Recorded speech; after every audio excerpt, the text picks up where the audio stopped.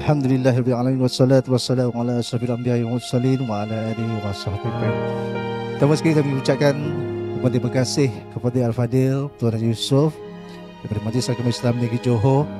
Seterusnya juga kepada ahli keluarga bagi kedua belah pihak dan juga saudara mara sahabat handai, rakan-rakan yang hadir pada hari ini. Tuan-tuan dan puan-puan, sebentar nanti kita akan sama-sama menyaksikan dan sudah pastinya marilah juga kita mendoakan semoga majlis pada hari ini berjalan dengan lancar, sempurna dan juga mendapat segala keberkatan.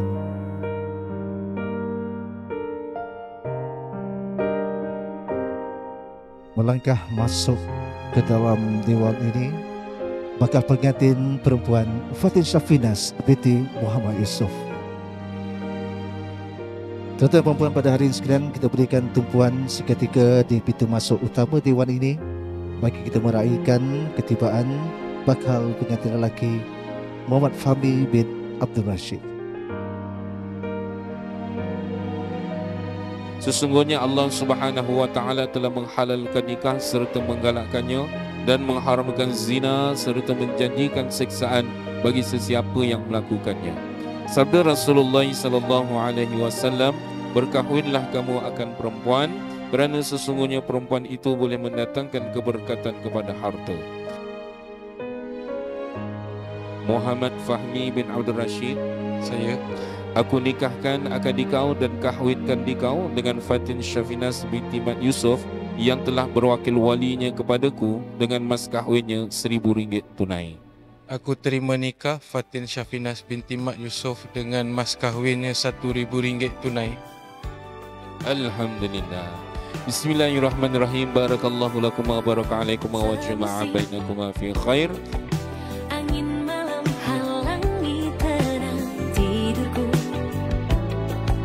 1000 baju pengantin malam kini menari di kantung lemari.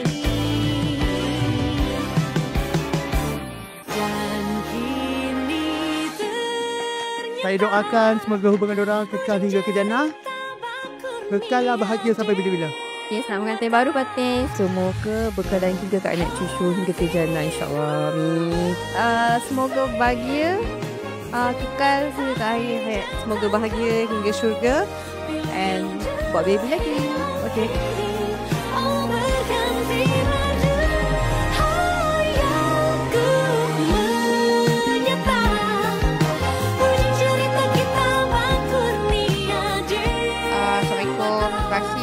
Pada tamu semua yang datang, Terutama sekali pada family saya dan family isteri saya. doakan kami semoga jodoh kami berkekalan sampai akhir hayat kami lah. Terima kasih banyak-banyak dan selamat Hari Raya.